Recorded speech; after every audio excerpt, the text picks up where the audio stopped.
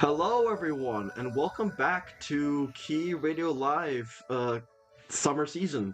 Yeah, we're here. We're finally here at this point in the Air Book Club, where we have gone through all the dream routes. We have gone through basically what we consider the main like common route and standard portions of the visual novel. All the character routes are done. So at this point, we have only one option left with the menu, and that's we select story, summer route. This is the first time in history that Key has had a true route. We are here to talk about the summer route, and I have been waiting for this podcast for ages. I am, of course, Empy, your main host. I'm happy to be here, and I'm. Who else is happy to be here but my co-host Scout is back, Hello, everyone. and more excitingly, we have once again one of our other key keepers, Foundy. Hi. Hello, it's Foundy. I'm here. Gal Stegosaurus. Yeah, we love Stegosaurus, but yeah, no. This is the first true route of air, the summer route, and okay, how do we even start this one? This thing is one hell of a route. Like, I think let's just start with the info drop that this was the first route Suzumo, or what was his full name? But this was the first contribution to Key by one of your favorite writers who's ever worked for this company. not even for this company, just visual novels in general. This is my goal. Yeah, it is the debut route of Key for Suzumoto Yuichi, who you may also know for writing Kotomi's route in Clanad and Planetarian. And if you know MP Taste, those are both like 10 out of 10. Summer is his weakest key content for me. That's not me dissing Summer Route. That's me saying this guy is the greatest of all time. He never misses. Like Just out of all these things you love, it drew the shortest straw, basically. we are comparing a high 9 out of 10 to two of my favorite routes and stories in Key ever made. Suzumoto Yuichi is my G. Like, Maeda and Kai and all of the very talented writers in Key, I love them all, don't get me wrong. They are all amazing, but if we are talking about a writer who I see on the project and I'm immediately like, okay, this is gonna be a banger, that's Suzumoto Yuichi. And that doesn't just include his keywords, because if you also are a Leaf fan, you would know he is also the writer for the sequels of Utaware Rumono, which is another 10 out of 10 franchise for me. Again, this guy's the GOAT. Yeah, it's a very, very strong debut for a writer who would go on to write many other very loved stories, and it's also a story that works very well to his talents, because if you know Planetarian, that is a very, very short work that still manages to developed a handful of characters very well and develop an immersive setting that really just brings you into it. And we can see that even within Summer itself, because I think we should just start with the few traces we see right when we click that button and go into Summer. Mm-hmm. We get the year 1994, or no, 994 AD, and we are just introduced to two characters we have not seen at any point in the story before. Just immediately. Yeah, and this is also why we brought Found here, because one of these characters is one of your personal favorites. Yes, one of the characters that comes out of nowhere at the very start of the summer route is Kana. She falls on top of Ryuya, the other guy, the main character. What an introduction. She literally, before we even see them, she literally just falls on this guy out of the sky. And then we're just left to figure out what any of this even is. God, I wish a girl could fall on me. What? Oh man. So yeah, these are, I mean, Kana is basically one of the worst kept secrets from Air. She is the hidden fourth heroine of this story. And she's probably the third most popular.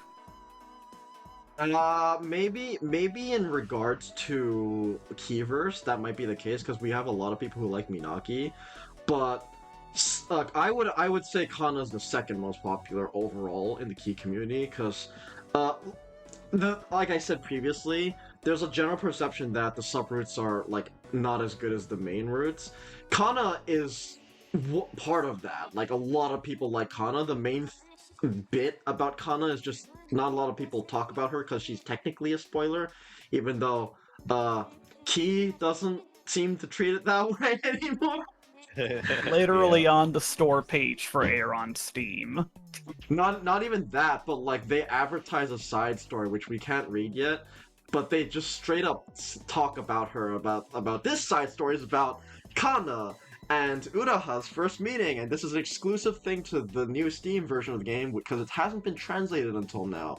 So that's cool, guys. I mean, you gotta advertise it, so I don't blame them, but they don't care anymore, essentially. Yeah, but just taking like a step to, steady ourselves after all that craziness. Yeah, just totally new setting. We are in the perspective of a samurai, or not even a samurai, but just a guy named Ryuya, who Seiyu also voices Masato in Little Busters, which is fascinating. Ironically enough, the voice actor's name is Kanna.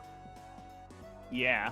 Yeah. What a coincidence. Nobutsushi Kanna. Yeah, it's his last name, I'm pretty sure, but it is Kanna. It's just spelled with a C instead, so that's funny. But yeah, he's a guard for Kanabi no Mikoto. And as he quickly discovers this weird little girl who literally fell on him out of nowhere and he's been bantering with and teasing ever since, he is exactly that girl, that person. And we're also introduced to her lady-in-waiting, the one person who she says is actually loyal to her, Uraha. Arguably the most terrifying person in this cast. Yeah, she's Uraha is a beast, but also she is funny. She's terrifying in a funny way. It's not like she is like the prototype for like a lot of like the key milfs in the future. But if you've read Kanon previously, she's a lot like Akiko. Like, especially in early Key, there was always like sort of this trope for like the quote-unquote perfect like older woman character. Uraha is probably that dialed to 11. And with some like detours along the way. I mean, her Seiyu is Inoue Kikuko, who is a very famous Seiyu.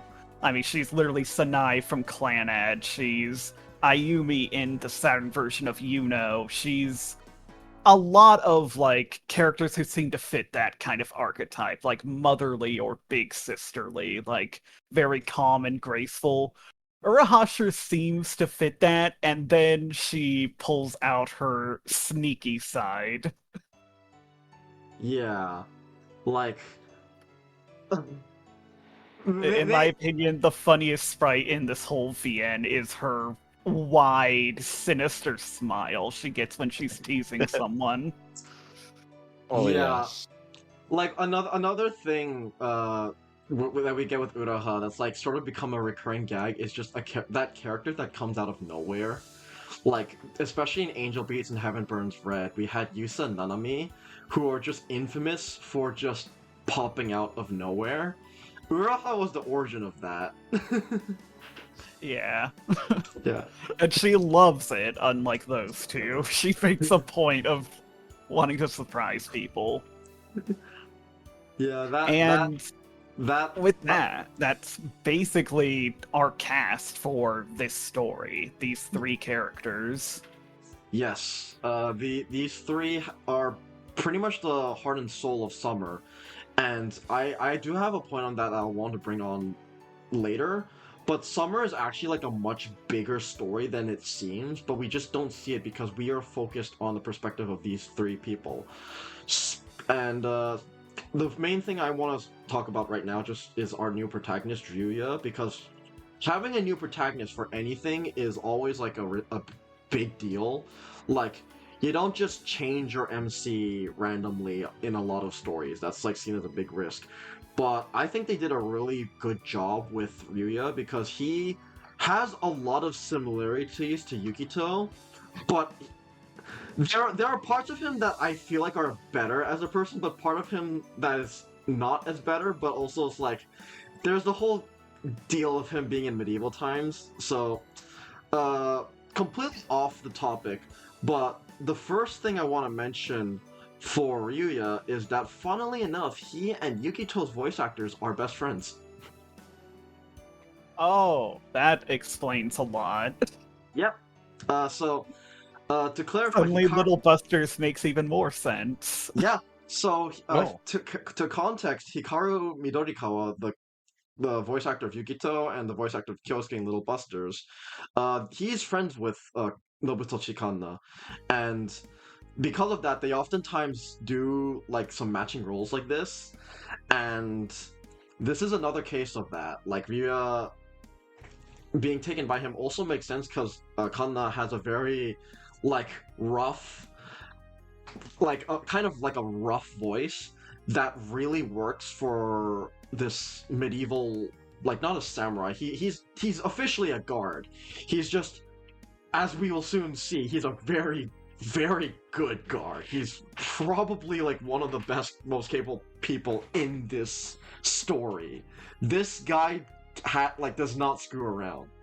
But you don't really realize it when you first meet him because his first, like one of his first impressions is not only is he just joking around with Kana, but he also slaps her ass.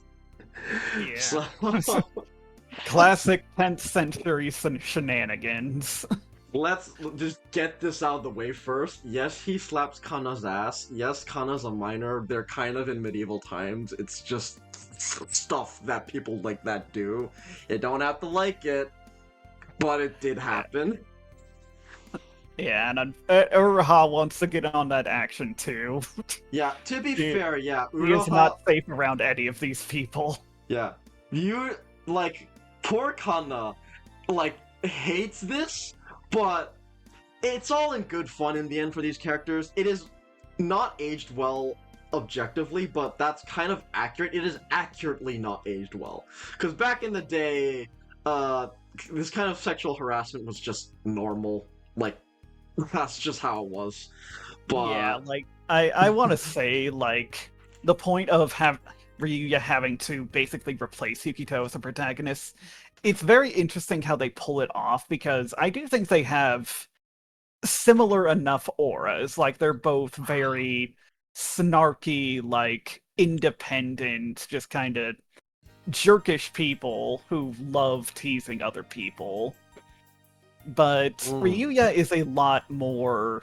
I mean, Yukito is far from, you know, a moral standard you should look up to, but Ryuya is a lot more genuinely amoral. He's dangerous in a way that Yukito's too pathetic to pull off. And I think it's a very interesting way to really differentiate them. Hot take, bro. I'm gonna say something that's gonna piss a lot of people off. I like Ryuya more than Yukito. Fair. I accept that. I don't think Ryuya is as well written, but as a character, I find him more charming. Yeah, I can get that. I mean, I love these three characters. Let's just get that out of the way. These three really are the heart of this route, and I think they are the main reason this route is so enjoyable. Just being around these three and their dynamic together did not get old for me at all. Absolutely, bro. Like, there's something about Maeda, I guess, like early Maeda, like writing key trios. I think something he liked to do is having two jokester characters and one like more serious character, because they did that with my route. Uh, but sorry, yeah, brain fart, or I guess just early key in general. But like this, the entire dynamic of like having two silly people and one more serious character is inherently enjoyable in my opinion. They did this earlier with like I said, canon, but here I think it's not only more fun but better executed. I mean, we even saw like a sort of version of that in Minagi's route. Yeah, yeah. It that's kind of fair. took turns which one was the more serious one, depending on the scene, but that was usually the dynamic they were sticking to. Mm-hmm. Yeah, I mean, that's basically the main start of Summer Route, is that Kana is supposedly this winged character. What's interesting enough is we don't actually see her winged nature. She always wears like baggy clothing. She puts a note on that saying that she can't show off her wings to anyone and they're useless. She can't actually fly with them. They're just there. But because she wears this heavy kimono, she doesn't actually show off her wings to anyone, and that includes you.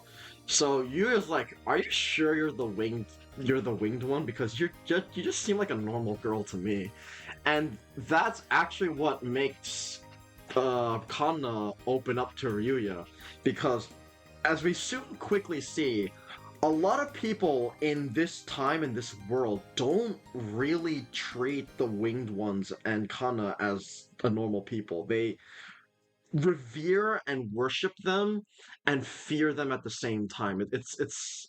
It's very different to the impression that we as people and or we as readers rather, and the impression that Ryuya and Uraha have as people who actually got to know her from random circumstance rather than like hushed whispers or rumors or whatever. We get to see who Kana is as a person.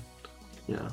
Yeah, I think the idea and theme of how these two see Kana as a normal girl instead of something different is a theme that is very important not just for this route but for the other true route. I think it's very good that they introduce it basically right at the start like this. Yes. Yeah. It like immediately what like we're completely moving really fast here, but like summer is the route where you immediately just start realizing a lot of what has happened prior to this story, like all the things it's foreshadowing. It's just payoff, payoff, payoff, revealing, reveal, reveal. It's constantly showing new things and giving us answer. We get the winged one, we get to see her, we get to see the potential story of what led to the events of the dream route. We get to see the things that Misuzu might have been mentioning, and we get to imply all of those things.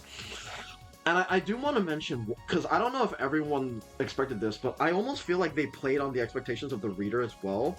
Because when I hear about a winged character for the longest time when I was reading it, I was like, I wonder what they would be talking about. Is this going to be like an important character? Is this going to be a majestic person? No, she's just a doofus.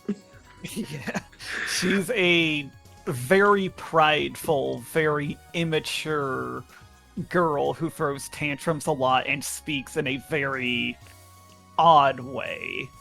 Oh yeah. Like before I forget, I want to shout out how the official English translation handles Kana's speech. This girl has, to my knowledge, personally murdered most fan translations that tried to take on this fan before. To be She fair, didn't it's kill difficult. them. Yeah, I'm just saying, like, she murdered them. She speaks in a very... She speaks in a way that even the other characters around her find odd. It's And extremely archaic and like very high standing Japanese. It's not only like it's not only like dignified Japanese style, it's in very old dignified Japanese style. Like, yeah, as Maple in our comment section says, she speaks like an old person, which is, yeah, she does. It's a very uncommon use of Japanese that not even Japanese people would often understand someone like her. People who have learned Japanese as a second or third language have no hope. It's not happening. Yeah, and the different translations this Vienna's gone have all handled her speech in very different ways. The Winter Confetti translation, from what I saw, it essentially went all in on the idea of her speaking very archaically and distinctly. And, yeah, kind of unintelligible and a chore to read is what that resulted in. The Yeah. Gao Gao translation has her speak a bit more stiffly and formally than most of the others, but it's not super distinct. I think the official translation hit a very good medium there. She does not speak like any other character in this, but it's still, like, intelligible. It's not difficult to read what she says, but it's very distinct and not the way a normal person would speak at all, basically. Yeah, I think that's like the common trend for like the entirety of this translation is that Winter Confetti is very stylized, Gao Gao is very direct, and the official translation is just right. It's like the three bears. We have the one that's too far, the one that's a bit too little, and we have the one that's just right that we eat up. So thank you, official key translators. You did amazingly with this one.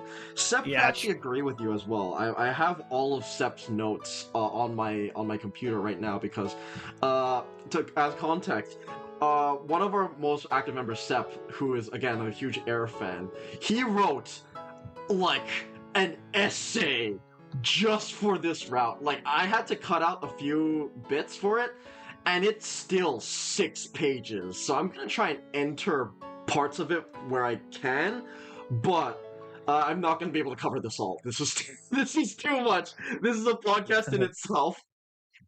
Yeah, but trying to find some lines that I think from the official translation that I think represent it.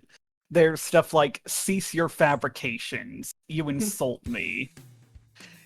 You have wrought nothing but chaos." She has like very melodramatic almost lines like that.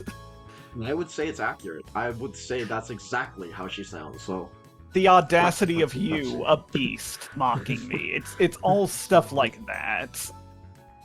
And I honestly love it. That is maybe my favorite translation choice from this whole translation that I've seen. They're very, very well done to whoever handled it. Do you have anything else you want to add on regarding your favorite character? My favorite character, Kanabi. Yeah. I would like to add that she is very cute and has blue hair, and She it's does have long. blue hair. Yeah, no. Yes. That's like the big thing about Summer Route that I want to mention right off the bat is like we get very quick slice of life because again, one of the big things about Key is you got to sell the characters, you got to have that common route. The Summer has so little time to sell its characters. We get like 3 days in the shrine where or 3 days where we get to see them, but they nail it. These characters, this trio is instantly charming for like a lot of people. I don't know a lot of people who don't like the Summer trio. I've seen more love for the Summer trio than most of the cast in Air in general, which just goes to show that Suzumoto really nailed getting the introduction and making these characters likable, which, to be fair, he's very good at doing this. But yeah. Like I was saying, like with Planetarian, that's the exact kind of scenario as this, basically. A short runtime, like only a few characters you really have to develop, and somehow he still did a very good job with it. Yeah, like the main thing that we get to see right away from this, and Sep is also the one to say this, is that they immediately have almost like a family dynamic, with like Ryuya being like the older sibling slash father, Ura has the mother figure, and Kana is like their spoiled daughter. They literally just have this like normal their own little slice of life where they're just eating ice and having fun, and that's it. That's all we get, and that's enough to sell me on this cast. These three characters, like their time at the shrine is again super short, and we get plot relevance immediately afterwards, but they sold them fast, and I think that is an incredible ode to just how good Suzumoto and how tightly they have written the summer route in general, because it all starts from here. Yeah, definitely. Like Alright. even I was shocked on my first read, like seeing how fast I was getting attached to these three. Yeah. But regarding that, is there anything else we want to say about these characters before we move on to the plot? Because it starts off pretty fast as well. I think we've covered it. There's plenty of other like slice of life scenes we can interject if we want. Okay. So, yeah, the plot all starts when we have Moonchild play at the middle of the night, where Rhea encounters Kanna again, just moonbathing. He can't sleep, and they have a little talk.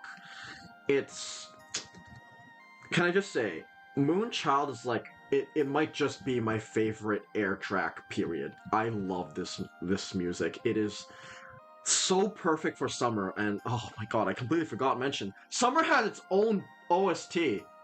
The tracks in Summer are completely unique to it. Everything about Summer makes you feel like you were reading a different visual novel, from the box being different in the old version, and the OST. It feels like a completely new area.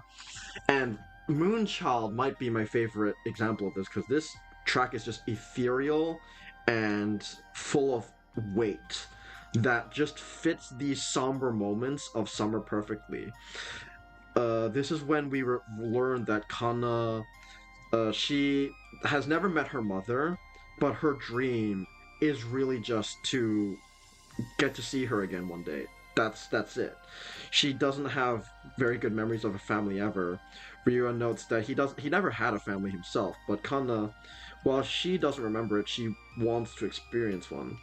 And that's pretty much where most of the plot starts kicking off afterwards, because afterwards we also get some implications about things that are happening behind the scenes. Yeah, I also want to shout out the track Moonchild or Kanabi or whatever its many names may be. I did not appreciate this track enough when I first read this visual novel, or at least I forgot how good it was. This is what I consider to be Kana's theme, and it always grabs your attention whenever it plays, just because even from this first scene, you associate it with big character moments. Yeah.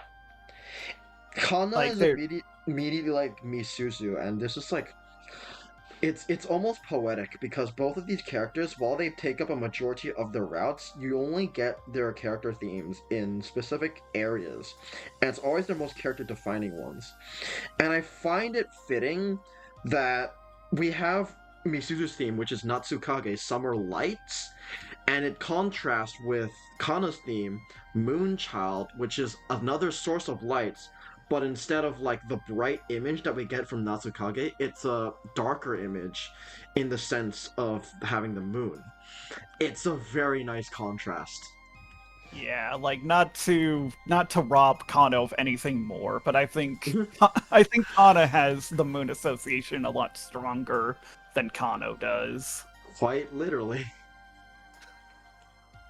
But yeah, essentially right after that, Ryuya learns that Kana is going to be moved to another shrine, something that happens on a yearly basis. And not only that, her whole staff, everyone here at this shrine, is not going with her, including Uraha. And the two of them do not like that. Yeah, when it basically just all starts when all of this is revealed to these characters, and we don't see it in person, but when we move on with the route, we get an implication that Ryuya and Uraha are both planning things, and funnily enough, they stumble in each other while they are both planning things, and while they don't realize that they're both thinking of something, they quickly do because as we very quickly learn from these characters, even though they're silly, they are perceptive, they are capable, they are probably more capable than the entirety of the cast in the Dream Route. when Yeah. when they both realize that they're both planning on thinking something, they test each other, and they immediately strike an alliance, like just in a few moments. I love this cast. Like, if you have trouble with Air's more like silly, airheaded Dream Route cast, you will like the summer cast in comparison because these guys are very much different beasts. They are quick thinking, they are logical, and because of that, they have become like really beloved by a lot of people. Even people who don't like Air as much, they are very popular characters in the Air sphere. Yeah, definitely. Yeah. And so the night the night right before Kana is supposed to be moved comes, and they start putting their plan into action, and I just gotta say, we learned the very funny detail that Kana is absolutely horrible at waking up. Which mood? They have a dedicated sprite to yeah. They have a Or dedicated just looking dead-eyed. Yeah, it's probably like one of my favorite sprites in this game. Yeah, this route has some very funny sprites in general. Yeah, I would agree, but that one is my favorite because, like, as a certified bad waker upper, I can just say, oh, I relate to that. I look at that sprite, I'm just like, oh, I'm the exact same way. Yeah. I appreciate that even in between, like, dramatic circumstances like this, they can still slip in a few lighter moments like that. Mm-hmm. Yeah, like, in general, we basically just, like, move on from that, but there's, like, a big contrast between the comedy and the serious moments in this story, and this is a great example of that, because even though Kana's sleepy, we gotta go. She has to change. We gotta go. So you're just like, come on, these are your clothes. Just we're planning on escape. Get yourself together. I'll be right back once I confirm things with Uraha. And then he goes back to Uraha, and they basically have like a small conversation. Wait, no, I'm going ahead of myself. There's a whole thing about Ryuya not being supposed to take Kana out of the shrine, but they have a promise, and Ryuya says, if I cannot disobey any orders from the winged one, Kanabi no Mikoto, so if she orders me to do anything, I will do it. So they make a formal vow with Ryuya's full name, which I won't even dare try to say, where Ryuya takes Kana to her mother. And that's where it all begins. Ryuya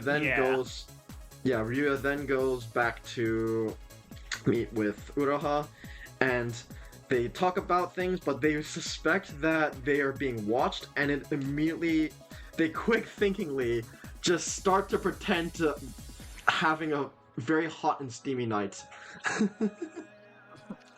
Ryuya decides to push a bit further with the circumstances, and Uraha pushes back even harder. And completely humiliates the poor guy. I love how they were just immediately able to just get into this. They don't even need to, like, say anything or plan anything. It's just like, oh, we're being watched. Quick, think of something. You're looking very spicy tonight. The part that absolutely lost me, or like I lost it, was when Uraha like pretends to be sad, and I was like, I see it's not coming up, and I'm like, oh no, she just called him a small dick, bro. You just said he had a small dick. I'm like, bro. Oh, man. I have That I have a crude sense of humor. That scene made me laugh out loud so hard. Yeah, Uraha is a menace. And honestly, I love her for it. Leave it to her to get the upper hand in that situation. Even Bro. Ryuya says, oh, I probably wouldn't be able to stay here anyway. My reputation would be in tatters. So great. It's hilarious. But it does work, to be fair, because, like, I mean, no one wants to intrude onto people doing the deed. So, Yeah. yay! At least not when it's disappointing like that. Like, so... But yeah, from there, the plan really starts getting started. They retrieve Kana with some difficulty. Uraha literally has to pull her pillow out from under her to wake her up. Yeah, that was also funny. Just like, she went back to sleep, and built to the gag, like, there's a surefire way to wake Kana up, and she just pulls her pillow, and you hear this bonk noise, and she's like, that hurt. The fact that this is just a regular occurrence with them, I love these guys. They're so funny. Yeah, it's like this is why you can get attached to them so quickly. You just get really silly scenes like this. I relate so hard to Kana when she can't wake up. That's a huge mood. I am also the person you need to pull the pillow under behind. It's great. But yeah. With that, they finally go off to flee from the shrine. Yep. They nearly get spotted, but it's okay. It seems like they were going out somewhere else. Oh wait, the shrine's on fire. Yeah, so... yeah, things escalate fast, and this is something I think is really cool. What's really cool about Summer is that this sort of relates to what I was saying earlier regarding the cast being small, but the scope of the story is very big. From the beginning of Summer, we get this implication that the Summer Shrine is very unguarded, and, like, even Ryo notices a lot of the guards here, they're kind of half-assing their job, and it's clear that this shrine isn't as guarded as it should be. And then we see, right afterwards, there's a siege, and there's, like, trained warriors descend on the shrine, like, start causing chaos. It's implied they're straight up killing people. But, and, like, on our end, we guess that, oh, they're probably here for Kana. This probably all was something that something or someone somewhere planned, and we have no idea what's going on. But thankfully, Ryuya had taken her out of the shrine already, so they were already on their way to escape. It was such a lucky coincidence, because if Kana had been staying in the shrine during the siege, she probably would have died already. That's how close this was. Yeah, it sets the stakes for this story very well as well. This isn't just some little road trip the three of them are going on. There are very dangerous things going on here, and if Ryuya were any less confident, basically, they would not even have a chance. It's something you don't see, like, I mean, elsewhere in Key, for the most part. Mm-hmm. And it's an interesting change up, for sure. Like Empy was saying, like, the story surrounding them is very big, despite the limited scope of who we follow. Yeah, absolutely. Like, everyone is on this run now, but essentially right now, Kana and Uraha have to hide, because we need Ryuya to basically scout the way and make sure that they can have a safe exit. So we get to see, like, one of the most quick thinking and like, wow, these characters got their crap together, unlike the Dreamcast. Yuya basically just, like, sets up this 5D distraction immediately on the fly to, like, ward off their pursuers and misguide them by pretending to be Kana and pretending that she dipped into the river, causing everyone to follow the extra kimono as if they thought that was Kana herself. Like, he basically came up with that all on the fly, and it really shows like how quick thinking and creative Yuya is. Like, this character is not fucking around. He is going to do his job, and he is very good at doing his job. He is not just an average guard. He is elite. And he basically manages to succeed his job and chase off everyone except one soldier, which he basically ambushes immediately and just does a quick interrogation. Unfortunately, it doesn't seem like the soldier knows that much, but we do get our fears confirmed. They're here for Kana, and they weren't given anything aside from their orders. They just had to do their job. But that's not good enough for Ryuya. Nope.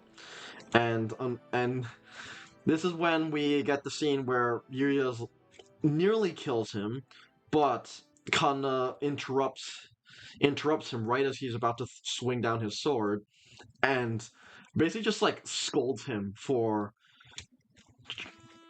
treating life as something lightly, almost not respecting the individuality of the other person, especially since Ryuya said he would spare him if he told him the truth.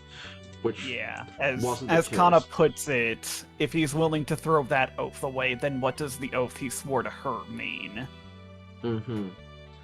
Which, as we learn in detail from Ryuya himself later, being dishonest and tricky like this is basically how he lived his whole life up to this point. This job wasn't anything special, and he's still got those tendencies in him. But with Kana, he has to be different. She makes him swear an oath to not take another life on her watch. And he has to accept, and he goes along with it. Yeah. But even as he does, he immediately complains, oh, this is gonna be so hard. Which, it is gonna be difficult when you have, what could potentially be tens, if not hundreds of soldiers going up against you with the intent to kill, while you have to be passive mode. I have not played Undertale, but even I know that's difficult. That is hard. Yeah, Kana, for how spoiled and despite the circumstance, despite how she's been treated her whole life, she is a really kind and almost idealistic person despite it all. Mm-hmm. She's naive. She has a very large respect for life. Yeah. Even if sometimes she doesn't live up to that as a certain later, but when it counts, she comes through in that regard. Yeah. Absolutely. Also, shout out to the music that plays during Ryuya's whole plan and other scenes in this. Miscreant, as the official translation calls it. This thing is just a bop. This is another of my favorite summer tracks. Yeah, no, absolutely. In general, I feel like Summer does a really good job at being tense when it needs to. The music is fun and exciting, but it is tense. It's fast-paced. I think Summer does a very good job at showing the turbulent times of ancient Japan. It does a really good job at it. Yeah, for sure. But with that settled and with their escape, we basically enter the middle part of summer, and from here things just kinda, how should I put this? They become a lot less action-packed for a while. Yes. Yeah, this is where most of the main meat of summer happens. It's the slice of life. This is where we calm down. There's the intermission, and we basically just get to journey with Uraha and Kana as they go through Japan to find the shrine where Kana's mother is. I find this part actually kind of redeeming in some good ways, because there's like rain that happens every now and then, and there's Yes. very, very calm places where you can just relax and enjoy the beautiful colors of the background. Yes, fully agree. The atmosphere is perfect, and this is not just like the location itself. It's everything. The music, the art from the background, and the new setting.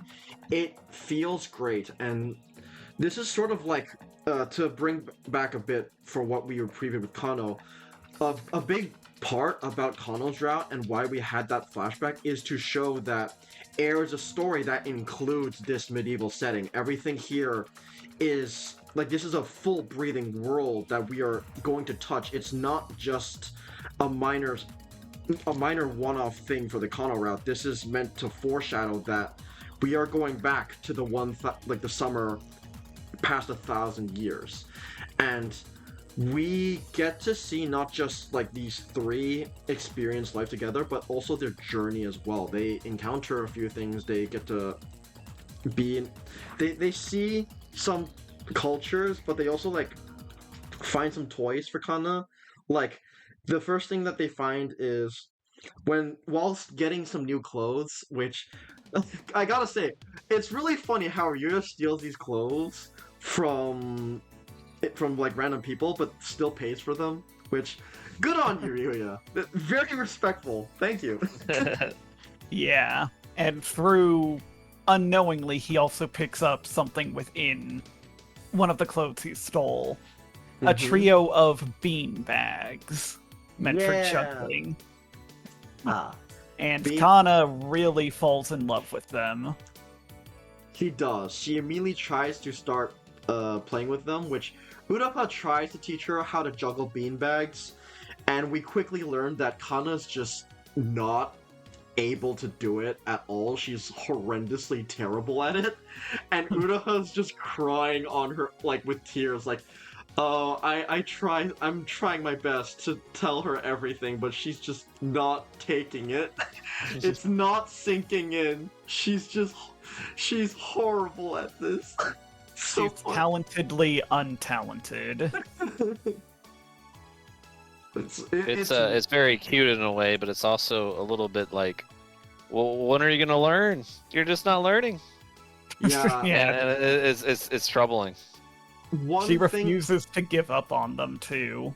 Yeah, no, this becomes a bit throughout the entirety of Summer Route, and I love that. One thing I really like as well is that they also just immediately cut that off with the reason I'm not familiar with this is because I never had time for games. I was never allowed to play anything. It's just like, oh, Kana never had a childhood. Oh. Yeah. It explains why she's so childish herself. Yeah, like they're very ambiguous on how old Kana is actually supposed to be, but fundamentally she's just a kid at heart, and it unfortunately makes a lot of sense. Which is what makes this slice of life so enjoyable, even if she still acts like a brat a lot of the time. It's also just really refreshing seeing her get to, have fun for once. Yeah. Like, after that, I think the main scene we get is just them in a market, and like, it is so funny watching. Oh wait, before that, Uraha and Kana now have normal, regular clothing. It's no longer the decorated kimonos; they just have normal, commoner clothes. And honestly, it's a good look on them. They look great. Yeah. Kana is adorable. Like, I love all of her designs. Yeah, and then as you said, we move on to the marketplace, which is literally just Kana like a kid in a candy shop. I love the trope where we get to see like the sheltered or like spoiled kid learn about normal things that the commoners do, and it's entertaining every time. And this is just another example of this. Like, I just love how snappy Kana is as well compared to the other heroines. Because, like, Air's dream heroines, they're all basically different flavors of airhead. They're all airheaded. But Kana, in comparison, is like, she's loud. She's like she wants to learn things and she wants it now. She she's a huge contrast, and I think it's really refreshing. Yeah, Ryuya keeps telling her, like, don't make a fuss, act covert, and then she just keeps shouting, like, asking what every little thing is. And then, of course, we get the most important CG in all of summer, of course. We get Kana harassing a rooster. Oh, the rooster, poor rooster. She Yeah. started harassing it. She literally just roasts the poor thing and threatening to pluck out its tail feathers. You ugly thing! I can't believe it. What kind of creature is this? Hana She's so versus confused. Hana versus the rooster is like one of the best scenes in the entire game, I swear to God. Yeah, they didn't need to make like a full CG, but they did, and it's one of my favorite scenes in this whole route, genuinely. Yeah, no, I fully agree with it. Like, there's this like whole thing, this whole bit about Kanna, and I don't have the screenshot of me, but there's like this one screenshot where they speak to the beggar, and the beggar tries to like sell her on something, and it's just like, I'm a perfectly normal, or no, they try to like give the beggar something, and Ryu gives him I don't know, I don't remember, it's like, I don't remember if he doesn't have any money, but he gives him something. My memory is failing me because it always is. He gives him a fan, air fan. A fan. Yeah, that's it. A fan, yes. Wow. As you were saying, this really is. As you were saying, Hana literally says, "I am a cute young village girl with nothing unusual about me." Yep. Good job, Kana. I just love that the whole bit about like Kana being totally not the person that people are looking for, and they're absolutely not suspicious in any way at all. I mean, she's so dumb, she almost sells it. You wouldn't expect a noble to be so airheaded. Yeah, but another thing on the beggar, and this is also something that Sepp said in his own review, is that Ryuya thinks the beggar is trying to scam Kana, but Kana actually realizes that, or Kana rather, is trying to teach Ryuya the opposite, that the beggar really was genuine, because Kana realized that the beggar was actually like really thin and skinny. He was probably like actually really hungry. And this is almost like part of a wider thing throughout all of summer, is that we mentioned previously that Ryuya was he was a tumultuous individual. He is not above lying, but throughout this route, we have Kana teaching him to be kind, and it all starts from her order of ordering him to not take another life during this journey. And now she's teaching him to be nice to a beggar and show empathy. It's that really cool thing that even though if we have Ryuya and Uraha, who are way more capable characters and way more knowledgeable around the world, there are still things that Kana herself offers due to her naivety, due to her kindness. She's inherently a good person. And I think that's a really good balance. Yeah, like, I want to say, this is actually very similar to how Yukito develops in the various dream routes as well. Yes! Like, Now you mentioned this. Like, they have the same general arc of being these, well, in Yukito's case, not so sincerely, but at least acting like these very world-wise, like, pragmatic, sensible individuals who are more cynical than anything. That seems to be a trend with early key pro tags, especially Yukito, and as we'll soon see in Clannad, Tomoya, and also the Junker. Yeah, but it's especially notable here, I think, just because we're essentially getting that again with Ryuya. He's a lot more authentically intelligent in this regard. He has a lot more reason to be suspicious. Yeah, but at the same time, different era. At the same time, Kana is forcing him to learn, to become better, and as he soon comes to realize, this is for the better, even in his own mind. Yeah. Which, good for him. Character development is awesome. Yeah, it's a good character arc for sure. Yeah. We also get the one bit where I think this is where the whole joke of disappearing or reappearing Uraha just comes full circle. Is that when she reappears all of a sudden, the characters just completely take it in stride and just ignore her. Just like they just completely just disregard the surprise, and she's like, "Why are you guys not surprised anymore?" It's like that's another time I just lost it. I really like Summer's comedy. It's very funny. Yeah, I love. Yeah, I mean, what else can I say? These three are just so much fun to watch. So much so that some people say that Summer is a bit draggy and badly paced.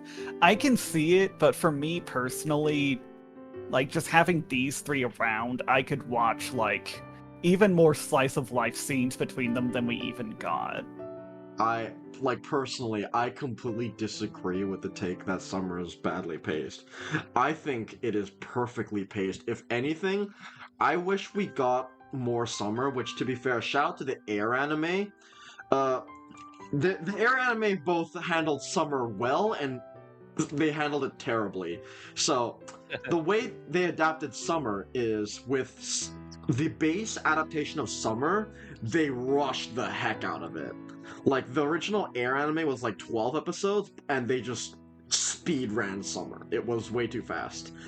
But because of that, they also came back to it later as an OVA, a dedicated OVA called Air and Summer, specifically made to like fill in the gaps. And they actually added original scenes to the Summer route in that, and that for me kind of fulfills that wish of I wanted to see more of these characters. Oh. And I guess First Sky chapter, in its own way, also exists for that sake. True, yeah, it does, but I haven't even at the time of recording this, I haven't read that yet because Yeah, Me, so me we'll- either. I need to read that too. I'm looking forward yeah, to it when it comes up. We'll get to that when we get to it, but yes, yeah, just moving on from there, we get a bit more slice of life, but we also get another very important moment for these characters. So important that, well, Misuzu was mentioning watching a festival at one point when talking about her dreams, and yeah, we get to see that right here. yes. Despite them still hiding out in the woods, they see a neighboring village. A festival starts up at a village close to where the three of them are traveling. And they can't join in on it, obviously, but Kana is just wowed by the sight. Yeah, she's immediately hypnotized, and the first thing I got when I read this is, well, obviously we can, by default, link Kana to Misuzu. They're obviously related since Misuzu's having dreams of the winged person, and it's very obvious that Kana is that winged person. But Misuzu had previously mentioned about seeing a festival in a dream, and this is the scene where we confirm that these dreams that Misuzu had were all dreams that Kana saw. These were exactly the sights that she saw once. Yeah, and it's especially interesting that we're seeing them in reverse order from what Misuzu described them in. Because as they pointed out, her dreams went back in time. Yeah. But it's here we also see, like, the terrifying child CG. Oh god. Yeah, that thing is... The demon child. But this is a scene that just sticks out to me a lot, just for its atmosphere alone. Like, this is one of the big bonding moments that the three of them have. Like, knowing they can't join in on it, but essentially promising themselves that one day they will be able to take on activities like that. Yeah. The whole, like, open flame in the night CG, that's a really good CG that Summer uses very cleverly. I really like the festival scene. It's a warm scene that shows the humanity of this cast, and I just love seeing all of these people hang out together, and Kana herself learn more about the cultures of the world because she's been so sheltered. She's had things so difficult for her from the beginning. Just her getting to see the normal lives that other people lead. It's such a rewarding experience and read. I enjoy it every single time. We see a lot of the darker sides of, this time. So seeing this bright spot within it, just these people getting along without any problems, is really refreshing. As they continue their travels, eventually they figure out exactly where their destination actually is. They should be heading. They knew all this time that they were heading to a shrine in the south.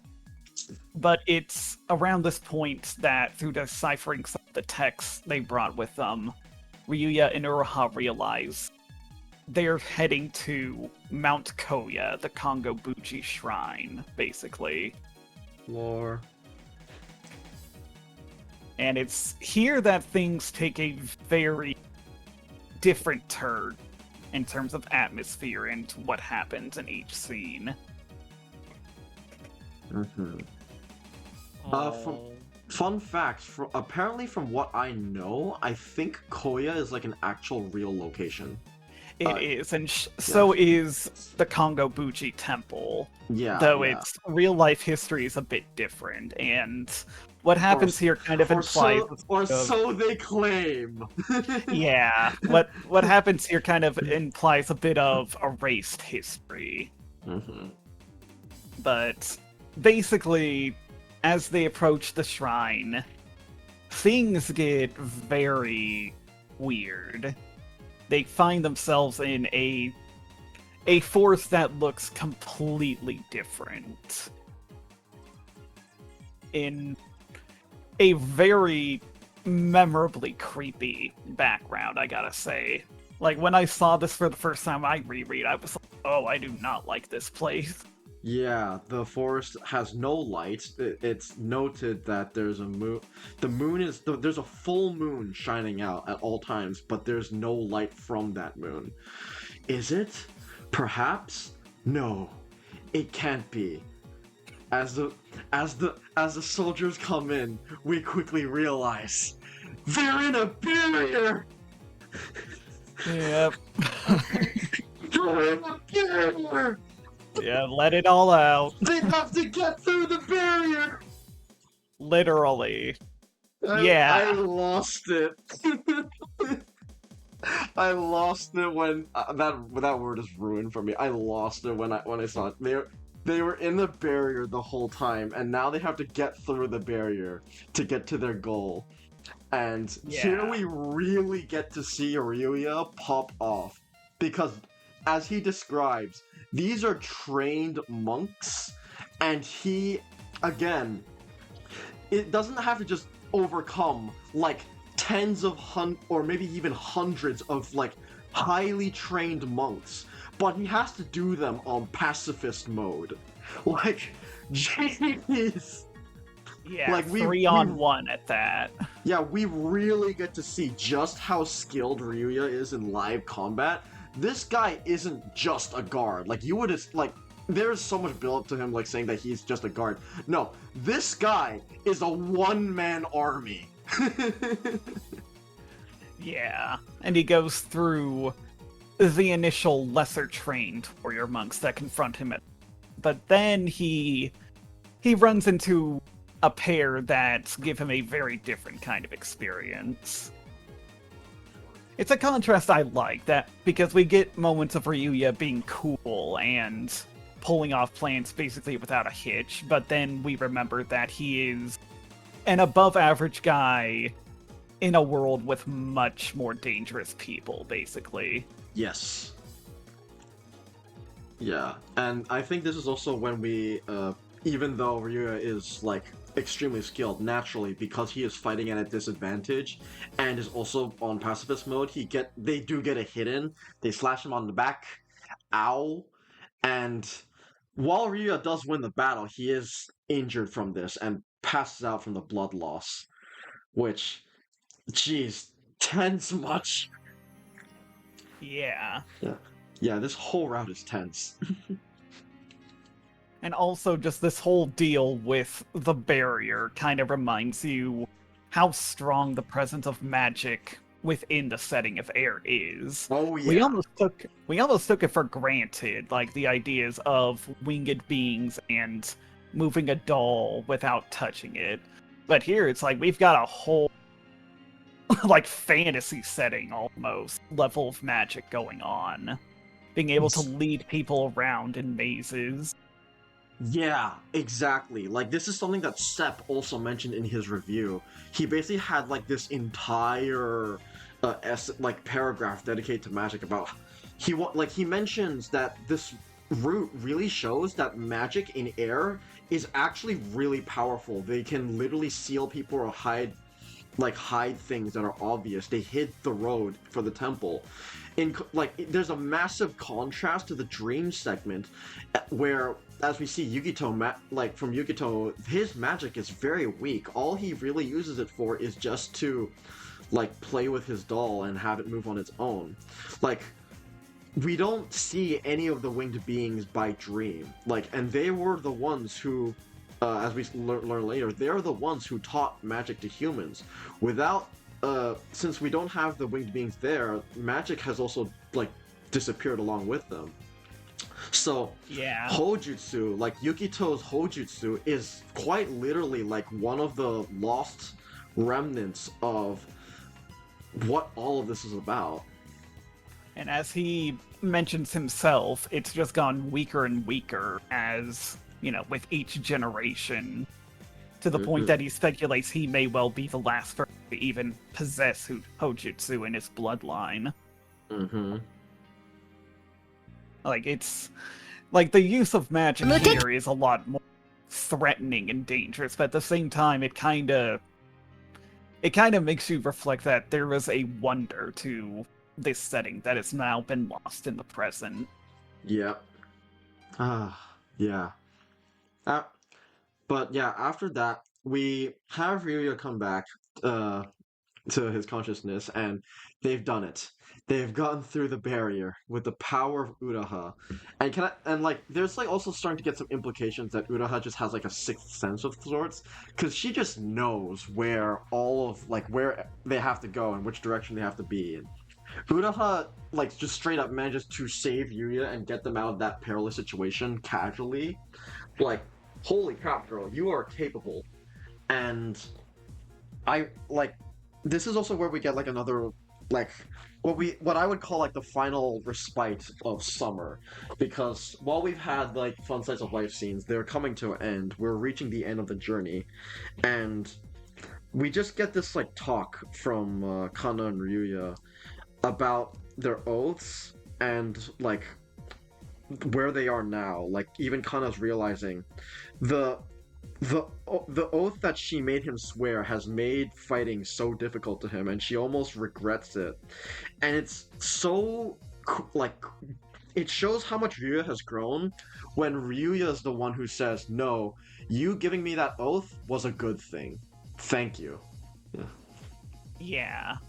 This is essentially the culmination of the development Kana has set him on.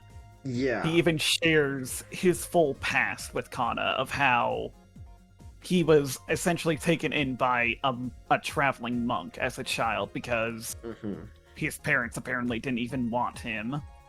The monk was eventually murdered by a bunch of bandits, and the only reason Ryuya survived is because the bandits didn't even care to finish him off, or so they said.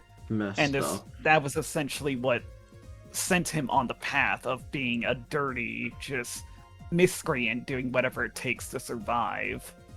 But now he's reflecting and thinking, maybe they chose to spare him out of guilt or something similar, out of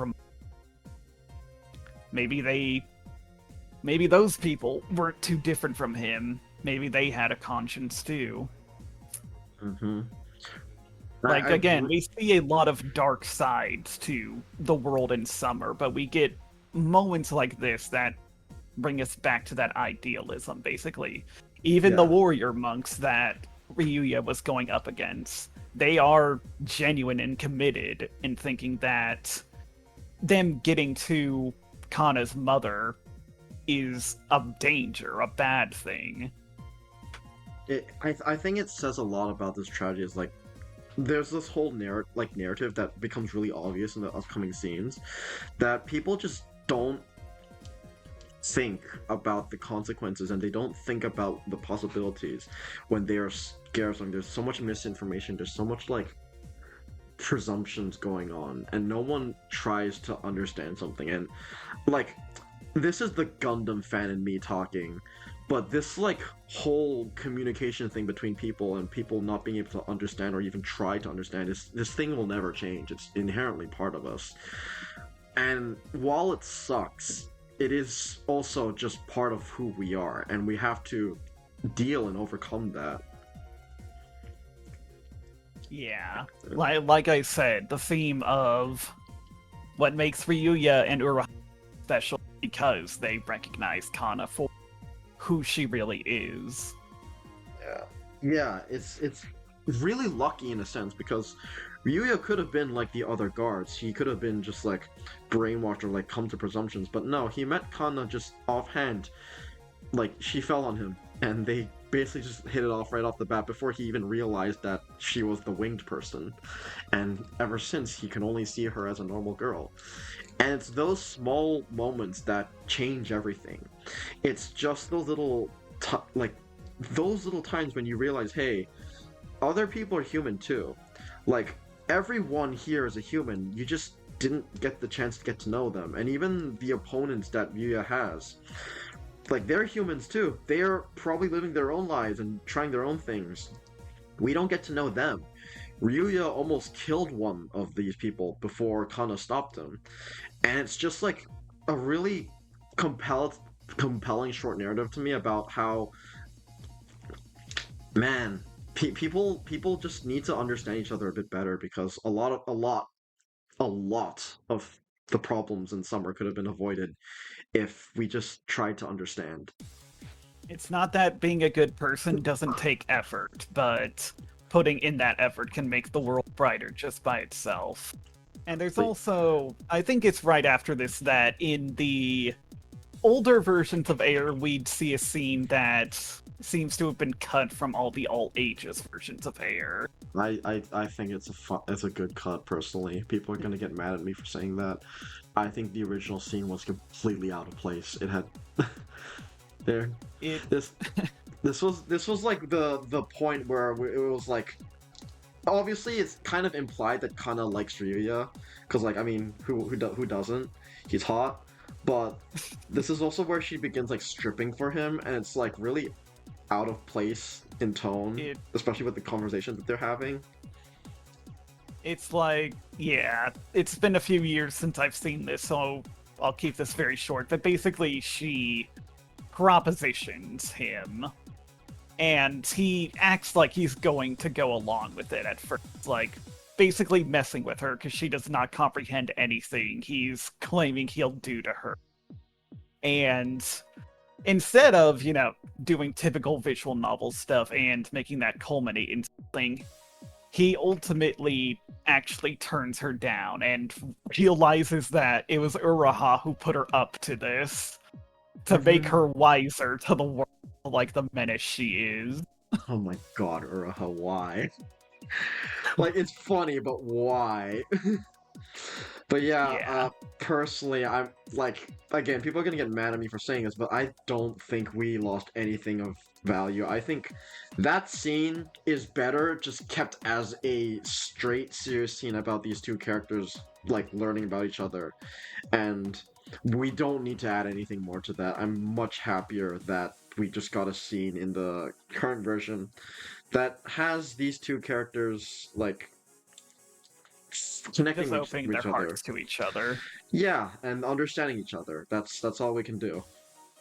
Yeah, like, it's very obvious how Kana feels about Ryuya, the only reason she doesn't admit it is because she's a prideful little tsundere, basically. Yeah, basically. But yeah, aside from that, this is pretty much where the last slice of life scene ends. And once nightfall hits, uh, as the crew would say it, shit hits the fan. So this is when Yeah. they start like going to Kana's mother's cave, where they went into the new temple, and they find the cave of what we now know as Yaobikuni, who, fun fact, Yaobikuni is like a mythological person in like Japanese folklore. Uh, it's basically the story of Yaobikuni goes with a person who was fed the flesh of a mermaid, but doing so gives you essentially eternal life. And because of that, it was completely by accident. Never thought. No one ever thought anything about it. But eventually, because she has eternal life, she lived her life normally, got married, but eventually her father passed away, her mother passed away, and her entire family, the people she married, the people like everyone she gave birth to, they all eventually passed away, and she ended up becoming extremely lonely. Like, she never aged, and eventually ended up as a nun in a Buddhist temple, where she would travel around the world and like bring support to people who needed it. But eternal life is a prison in itself. So, from her loneliness, Yaobikuni essentially sh- be- she basically just hid herself in a cave and just sat there until she became stone. And that's basically the ending of the historical folklore of Yaobikuni. The reason That's I know very that interesting. I the didn't reason know I know that. this is fate, by the way, I'm just gonna put that out there. Yeah, that whole concept of, eating the flesh of a mermaid is a whole like mythological beast called the Ningyo, Yeah. as it's Me- usually yeah. translated to like a mermaid. Yeah, Yeah. mermaid is basically just mermaid, but Asian. Yeah, there's been a few like works written around the idea of those of those mermaids. It's very dark, but it fits. It actually adds a very layer to how the people of the world view Kana's mother. Hmm. They see her as basically a cursed being, a demon, as they describe her. Yeah, and guess where they also imprisoned Yao Bikuni, the character, as in the air character? They imprisoned her in a cave. Fitting. Fun times. But yeah, once they enter the cave, it's completely dark. Like, they can't see anything in the cave. And the woman in the cave, who we clearly know is Kana's mother, she basically just like tries to pretend that she has no idea what they're talking about. She doesn't even know these people, but it's all proven fact. Like, their identity as Kana's guardians, and Kana herself is proven when Kana reveals her wings for the first time. And I just want to say, I'm so happy they waited until the climax of the story to reveal that Kana really was a winged being. It has an impact, and it is gorgeous. But there is also Yeah. the elephant in the room that when she does so, she is naked because that's her body. She has to take off her clothes to reveal those wings. Tastefully censored in the, well, tastefully covered up in the all ages versions, thankfully. Thumbs up, but Yeah, yeah. yeah, it was a bit mood breaking in the other versions because this is like a very magical moment. Seeing these wings finally revealed and seeing like the presence they have. Literally, they glow. They light Mhm. up the cave by themselves. They send glowing feathers all around her. It's a beautiful sight. It's genuinely enchanting. Yeah, like it's literally just like what Ryuya himself is like feeling with this scene, because until now we just see Kana as a normal girl. She's just a spoiled rich girl. It's this moment where it really sinks in that she is the holy winged creature that the people, the NPCs, revere her as. Her existence is magical. The wings are themselves, they create light, and it's unmistakable what what her status is. She's a holy being that people revere and fear both equally. And of course they put her clothes back on because yeah. Just by the sight of those wings, almost, you kind of understand why everyone is so like convinced that she can't just be a normal person. But yeah, after that does convince Yao Bikuni about the whole deal. And they can't see her initially. They do, I think they do break her out of jail, but they can't see her. And Yao Bikini explains that it's because of the barrier. It's still there. There's still a barrier. But there's like a stone or like a mirror that they break. A mirror, yeah. A mirror to break and destroy the barrier.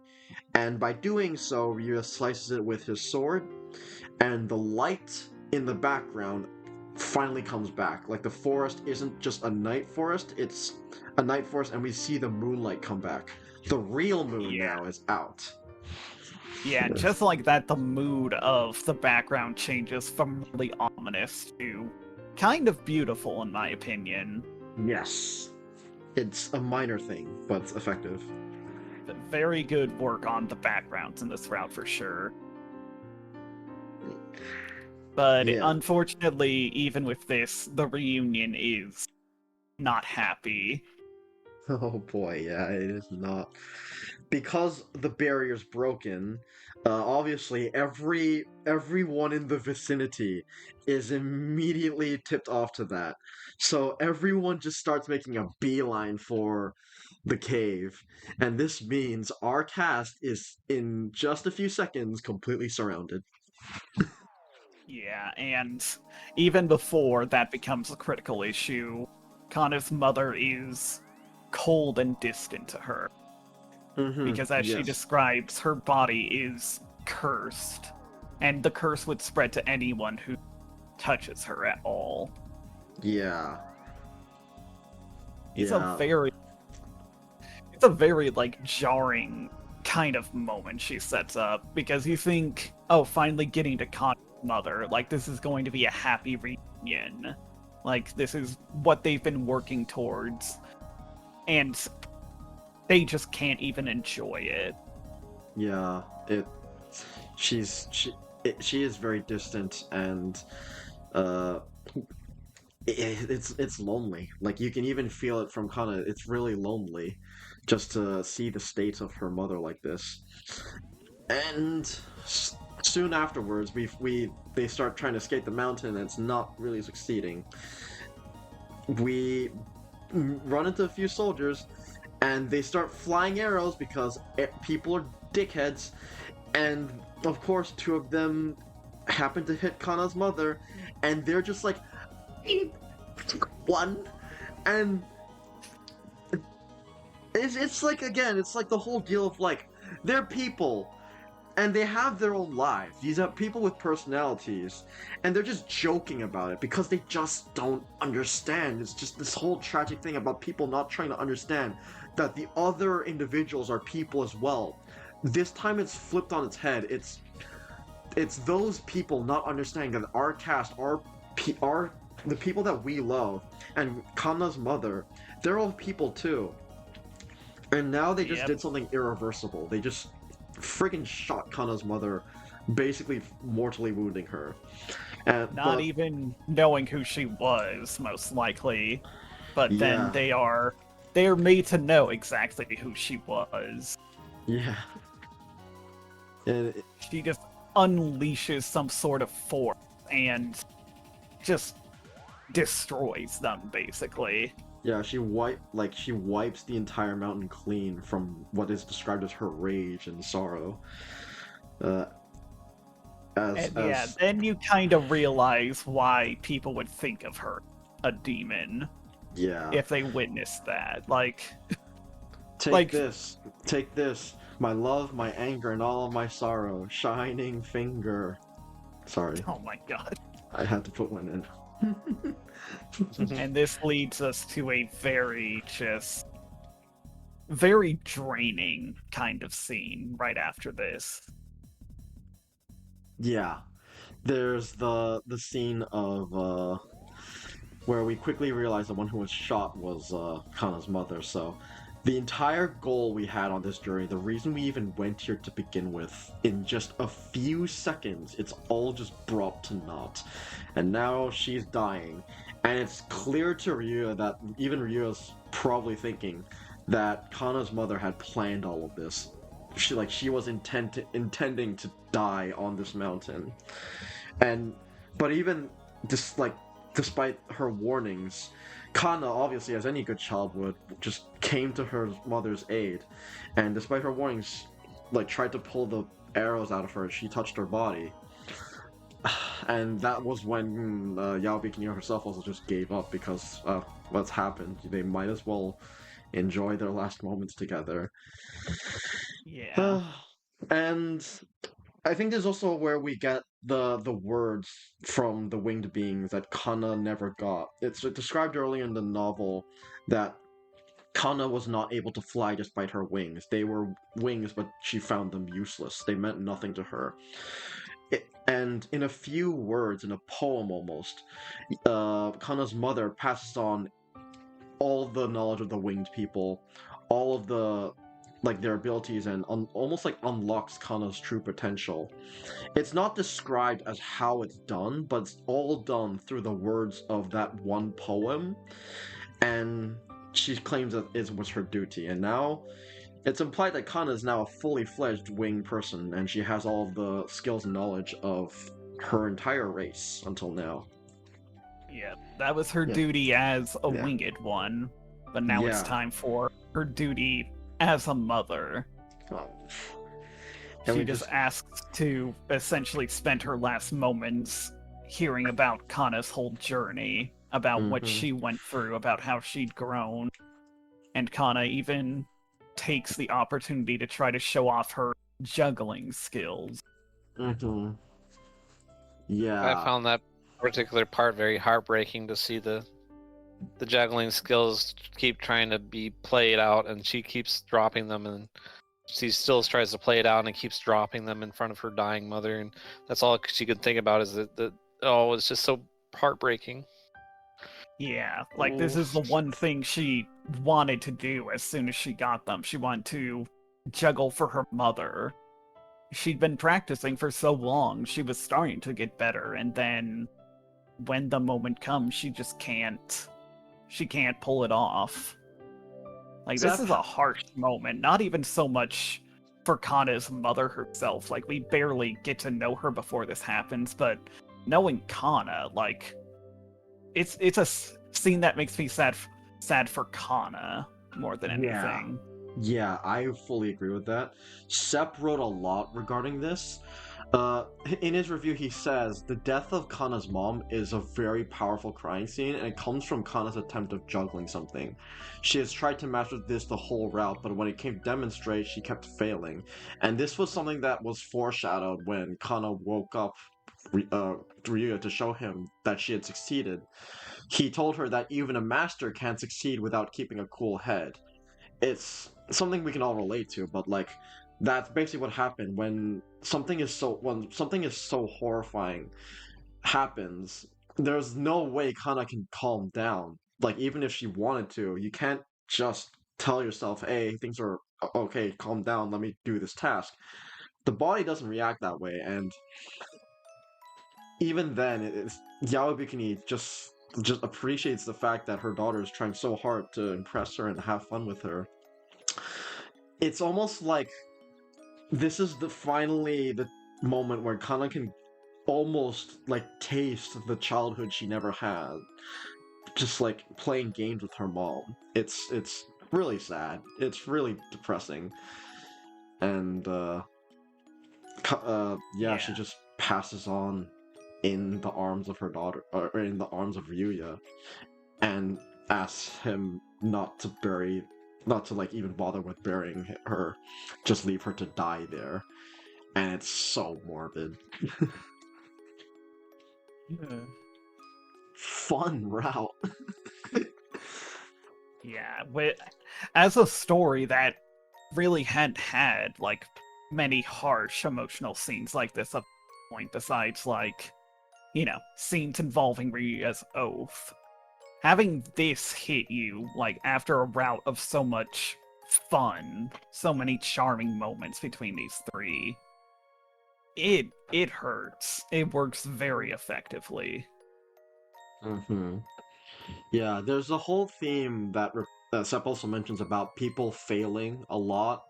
Like Kana during the festival explains that no matter how long she tried, she could never fly using her wings. Uh, she could never juggle in the end when during the moment that it happened. There was also in the dream routes, Yukito would always fail at being popular with his shows. Michiru would always fail at making bubbles, and Misuzu always fails at making friends. There's a big theme of failure and trying anyways over and over in spite of the failures that happen at hand. And Yeah. Air as a whole, I really feel revolves around this theme, and we will mention this again. Not just in this podcast for Kana, but in future routes as well. This is a big, big central theme. Because despite how devastated Kana is by not doing it successfully, obviously her mother doesn't hold it against her. She just appreciates the effort. She appreciates getting to see Kana do that in the first place for her sake. Mm-hmm. And yeah, now she's gone, and they do just have to leave her there, and it's heartbreaking to watch Kana just like break over that. Like that was the goal. Their entire goal was just to meet with Kana's mother, and now she's gone, and what was all of that for? It just feels pointless in the end. Pain. And they aren't even out of it yet. They aren't. They've still got themselves to worry about. Because they are still horribly surrounded, and this time they are genuinely screwed.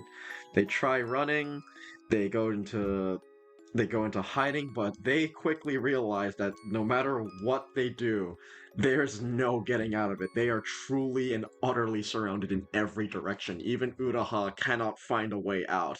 And you know when Uraha can't get a way out, you know you can't get a way out. Mm-hmm.